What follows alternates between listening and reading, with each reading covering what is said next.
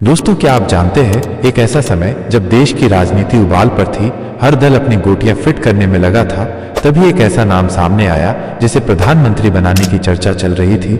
आपको पता है वो नाम कौन था? मायावती। हाँ, वो ही मायावती जो लाखों करोड़ों दलितों की उम्मीद है, जो 4 बार उत्तर प्रदेश की मुख्यमंत्री बन चुकी है, जो सत्ता की सीढ़ियों को अपने दम पर चढ़ी। लेकिन अब तक जो आपने टीवी डिबेट्स, अखबारों और किताबों में पढ़ा है, उसमें एक कहानी नहीं है, एक सच्चाई जिसे जानकर शायद आप भी चौंक जाए, क्योंकि एक बार उन्हें खुद प्रधानमंत्री बनने का ऑफर मिला था और उन्होंने साफ मना कर दिया। क्या कोई नेता ऐसा कर सकता है, ये आप बताएंगे? अब सवाल उठता है, ऐसा कौन नेता होगा जो प्रधानमंत्री बनने से मना कर दे? क्या किसी के पास इतनी ताकत होती है कि वो देश का सबसे ऊंचा पद खुद छोड़ दे? या फिर मायावती का कोई बड़ा प्लान था, कोई ऐसी रणनीति जो सामने वालों को समझ ही नहीं आई?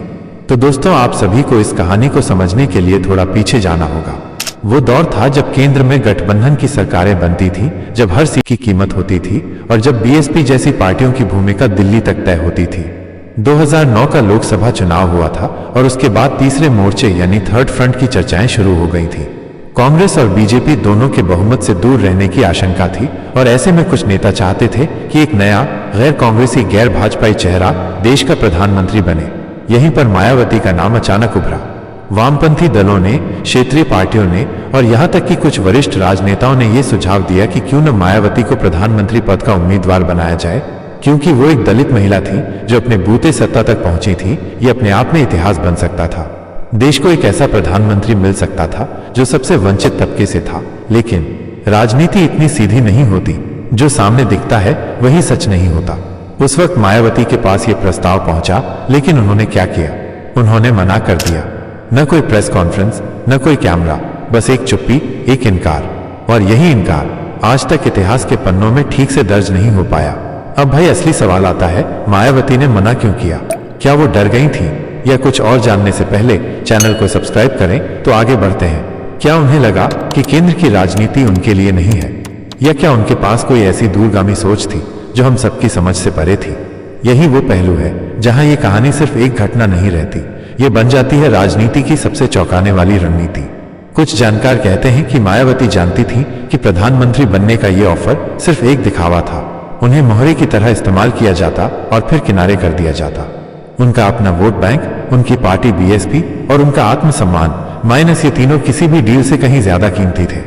शायद उन्हें इस बात का अंदाजा था कि अगर वो प्रधानमंत्री बन भी जाएं, तो उनके पास असल ताकत नहीं होगी। कुछ लोगों का मानना है कि मायावती को इस बात का डर था कि केंद्र की राजनीति में जाते ही उनका राज्य स्तर का नियंत्रण टूट जाएगा।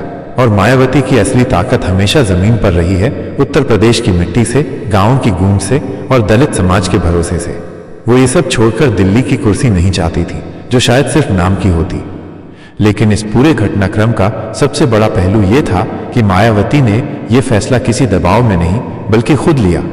उन्होंने किसी से सलाह नहीं ली, किसी गठबंधन की चापलूसी नहीं की और सबसे अहम बात, उन्होंने सत्ता के मोह में अपने सिद्धांत नहीं छोड़े। अब आप खुद सोचिए, एक ऐसी नेता जिसने अपने जीवन में गरीबी देखी, संघर्ष देखा, राजनीति की ऊंचाइयों को छुआ, अगर उसे प्रधानमंत्री बनने का प्रस्ताव मिले और वो मना कर दे, तो क्या वो कमजोर कहलाएगी या सबसे मजबूत? आपको क्या लगता है? यह फैसला उस वक्त भले ही कैमरों से दूर लिया गया हो, लेकिन इसका असर बहुत गहरा था। कई बड़े दल मायावती की चुप्पी से परेशान थे। कुछ ने तो यह भी कहा कि अगर मायावती उस समय हामी भर देती तो आज भारत की राजनीति की दिशा ही कुछ और होती। लेकिन मायावती ने यह मौका नहीं चुना। उन्होंने चुना अपना रास्ता, एक अलग रास्ता जो शायद उस वक्त किसी को समझ नहीं आया। लेकिन क्या आज, इतने सालों बाद, हमें वो निर्णय समझ आता है? क्या आज हम कह सकते हैं कि मायावती ने जो किया वो सही था? या ये कहना सही होगा कि उन्होंने एक ऐसा ऐतिहासिक मौका खो दिया जिससे दलित राजनीति को नई ऊंचाई मिल सकती थी? शायद इन सवालों का जवाब आपके दिल में होगा, लेकिन अभी कहानी बाकी है। लेकिन कहानी यहां खत्म नहीं होती, क्योंकि मायावती का ये इनकार सिर्फ एक निजी फैसला नहीं था, ये एक संकेत था, एक मैसेज, एक ऐसा संदेश जो उन्होंने देश की तमाम राजनीतिक ताकतों को दिया। बिना कुछ कहे उन्होंने ये साबित कर दिया कि वो सत्ता की भूखी नहीं है, बल्कि सिद्धांतों की पक्की है। 2009 में जब ये ऑफर आया था, तब बीएसपी के पास 21 लोकसभा सीटें थीं। ये छोटा आंकड़ा नहीं था। ये वही वक्त था जब क्षेत्रीय दलों का कद राष्ट्रीय पार्टियों जितना बड़ा हो चुका था। लालू, मुलायम, ममता, मायावती ये सब ऐसे नेता थे जिनका नाम प्रधानमंत्री पद की दौड़ में गिना जाता था। लेकिन मायावती का नाम उन सब में अलग इसलिए था क्योंकि वो एकमात्र दलित महिला थी जिन्होंने बिना किसी खानदानी राजनीति के इतना बड़ा सफर तय किया था।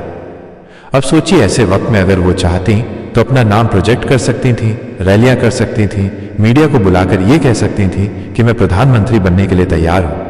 लेकिन उन्होंने ऐसा कुछ नहीं किया, बल्कि इसके उलट उन्होंने कोई बयान नहीं दिया, कोई प्रचार नहीं किया और न ही किसी गठबंधन को यह इशारा दिया कि उन्हें सपोर्ट करें। ये एक तरह की राजनीतिक तपस्या थी, चुप रहकर सबसे बड़ी बात कहना। ये चुप्पी आज भी लोगों को उलझन में डालती है, खासकर तब जब दलित राजनीति पर चर्चा होती है। क्या मायावती को वो कदम उठाना चाहिए था? क्या वो भारत की पहली दलित प्रधानमंत्री बन सकती थी? क्या उन्होंने इस अवसर को खुद छोड़ा या हालातों ने उन्हें मजबूर किया? कुछ समीक्षक मानते हैं कि मायावती को डर था नहीं किसी से, बल्कि इस बात से कि अगर वो प्रधानमंत्री बनी तो उनका पूरा दलित एजेंडा किसी और की स्क्रिप्ट में खो जाएगा, उन्हें इस्तेमाल किया जाएगा और फिर किनारे कर दिया जाएगा। ठीक वैसे ही जैसे भारतीय राजनीति में कई नेताओं के साथ होता रहा है। और मायावती कोई इस्तेमाल होने वाली नेता नहीं थी, वो अपने दम पर बनी थी और उसी आत्मसम्मान को उन्होंने उस वक्त भी बचाकर रखा। बीएसपी के कुछ पुराने नेता बताते हैं कि उस समय मायावती ने पार्टी के अंदर एक बंद दरवाजे की मीटिंग बुलाई थी। उसमें उन्होंने सिर्फ एक बात कही, हमें सत्ता नहीं, सम्मान चाहिए। ये वही लाइन है जो आज भी उनके भाषणों में सुनाई देती है। और शायद इसीलिए जब उन्हें देश का सबसे ऊंचा पद सौंपने की बात हुई, उन्होंने वही बात दोहराई, सत्ता बाद में, सम्मान पहले। ये मायावती की राजनीति की सबसे खास बात रही है। उन्होंने कभी भी प्रधानमंत्री पद को अपना सपना नहीं बताया, न किताबों में, न इंटरव्यू में, न मंच से। उनके लिए राजनीति कभी भी सिर्फ कुर्सी तक सीमित नहीं रही, बल्कि समाज बदलने का एक जरिया रही है। और यही बात उन्हें बाकी नेताओं से अलग करती है। आज जब देश में कई नेता सिर्फ इस कोशिश में लगे हैं कि कैसे प्रधानमंत्री की कुर्सी तक पहुंचा जाए, चाहे जैसे भी, किसी भी गठबंधन से, किसी भी सौदे से, उस दौर में मायावती ने एक ऐसा उदाहरण पेश किया जिसे शायद आने वाली पीढ़ियां भी याद रखेंगी। लेकिन यह भी सच है कि उनके इस फैसले का असर सिर्फ उनके आत्मसम्मान पर नहीं पड़ा, बल्कि पूरे दलित आंदोलन की दिशा भी बदल गई। क्योंकि सोचिए, अगर मायावती उस समय प्रधानमंत्री बन जाती तो क्या आज भारत की राजनीति में दलितों की आवाज और मजबूत होती? क्या इससे उस सोच को झटका लगता जो आज भी सत्ता को ऊंची जातियों की बपौती समझती है? क्या एक दलित प्रधानमंत्री का सपना 2009 में ही पूरा हो सकता था? हो सकता है, लेकिन ये सब अगर और मगर है। सच ये है कि मायावती ने वो ऑफर ठुकराया। उन्होंने उस राह पर चलना चुना जिसे उन्होंने खुद बनाया था। वो उस भीड़ का हिस्सा नहीं बनी जो सिर्फ सत्ता की तरफ भागती है, बल्कि वो अकेले चलती रही अपने रास्ते पर, अपनी शर्तों पर। अब जब 2027 करीब आ रहा है और राजनीति में फिर से हलचल है, तो ये कहानी एक बार फिर जरूरी हो जाती है। क्यों? क्योंकि अब फिर से मायावती चर्चा में है। सवाल फिर से उठ रहा है, क्या वो फिर से कोई चौंकाने वाली चाल चलेंगी? क्या वो किसी गठबंधन का हिस्सा बनेंगी? क्या वो फिर से सत्ता की दहलीज पर खड़ी हैं? और सबसे अहम सवाल, क्या वो फिर से प्रधानमंत्री पद के लिए किसी गठबंधन का चेहरा बन सकती हैं? कहानी अब पुराने मोड़ पर लौटती दिख रही है, लेकिन इस बार हालात अलग है। वक्त बदल चुका है, खिलाड़ी बदल चुके हैं, मगर मायावती अभी भी वही है, शांत, गंभीर और शायद फिर से किसी बड़ी रणनीति के इंतजार में। अब देखना यह है कि इस बार वो चुप रहेंगी या खुले मंच से अपना दावा पेश करेंगी। क्या वो फिर से वही इतिहास दोहराएंगी या इस बार इतिहास बदलेंगी? सवाल आपके सामने है और जवाब शायद बहुत नजदीक। अब सोचिए, एक नेता जिसने प्रधानमंत्री बनने से इनकार कर दिया हो, वो किस सोच में जीती होगी?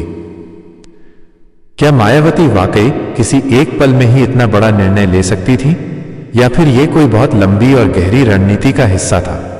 सच्चाई ये है कि मायावती की राजनीति हमेशा सतह पर तैरती नहीं रही, वो गहराइयों में चलती रही है। उनके हर फैसले के पीछे एक सोच होती है और कई बार वो सोच इतनी परतों में छिपी होती है कि सामने वाला समझ ही नहीं पाता कि अगला कदम क्या होने वाला है। यही वजह है कि उनके राजनीतिक विरोधी हमेशा मायावती को अनप्रेडिक्टेबल कहते हैं। अब जरा एक दूसरी तस्वीर सोचिए। मान लीजिए मायावती 2009 में प्रधानमंत्री बन जाती, तो क्या होता? केंद्र में गठबंधन सरकार होती जिसमें हर दल अपनी बात मनवाने के लिए दबाव डालता। मायावती के फैसलों को खुले दिल से शायद ही कोई मानता। उन्हें रोकने की कोशिश होती, उनकी स्वतंत्रता कम होती। और वो मायावती जो हमेशा अपनी शर्तों पर राजनीति करती रही है, वो उस दबाव वाली दिल्ली की कुर्सी पर कितने दिन टिक पाती।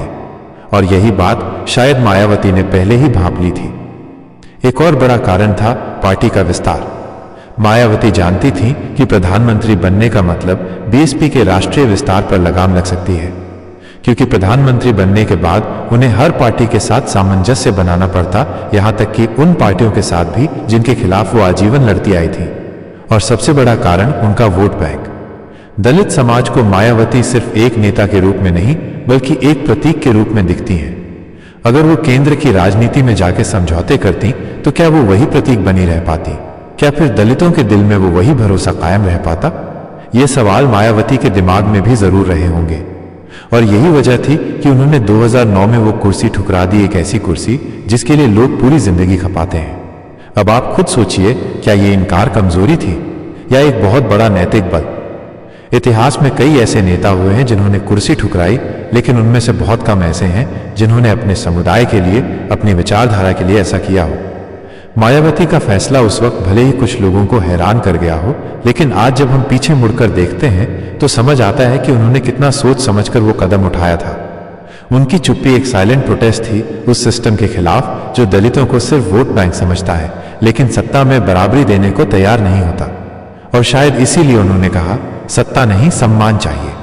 अब आइए इस कहानी को एक और कोण से देखें। वो मायावती जो प्रधानमंत्री बनने से मना कर चुकी थी, क्या वो अब दोबारा उसी मोड़ पर आ सकती हैं? 2027 की राजनीति इसी सवाल के इर्द गिर्द घूम रही है। आज देश की राजनीतिक हालत फिर से वैसी हो चली है। बिखरी हुई पार्टियां, खंडित जनादेश की संभावनाएं और क्षेत्रीय दलों की बढ़ती ताकत एक बार फिर वैसी ही स्थिति बनती नजर आ रही है जैसी 2009 में थी। इस बार फर्क बस इतना है, अब मायावती और ज्यादा परिपक्व हैं और उनका अनुभव पहले से कहीं ज्यादा गहरा है। उनका आधार वोटर अब भी उनके साथ है, खासकर बुजुर्ग दलित, महिला वोटर और ग्रामीण तबका। और अब उन्होंने युवाओं को जोड़ने की रणनीति भी बना ली है। तो क्या यह मुमकिन है कि मायावती अब उस कुर्सी के लिए दोबारा विचार करें? क्या वो 2027 में फिर से प्रधानमंत्री पद की रेस में होंगी? क्या इस बार वो चुप्पी नहीं बल्कि आक्रामक रणनीति अपनाएंगी? इन सवालों का जवाब समय देगा, लेकिन एक बात तय है, मायावती ने एक बार कुर्सी को ठुकराकर अपनी जगह इतिहास में पक्की कर ली है। अब अगर वो चाहें तो सिर्फ राजनीति नहीं बदलेंगी बल्कि पूरी सोच बदल सकती है। अब वक्त है देश के लोग फिर से उस कहानी को जाने जिसे इतिहास के कोनों में छिपा दिया गया था। क्योंकि जब कोई नेता प्रधानमंत्री बनने से मना करता है तो वो सिर्फ नेता नहीं रहता, वो विचारधारा बन जाता है। और मायावती अब एक विचारधारा बन चुकी हैं। क्या आपको भी ऐसा लगता है? अगर हाँ तो कमेंट में जरूर बताएं। तब तक के लिए बाय बाय, मिलते किसी अगले और रोमांचक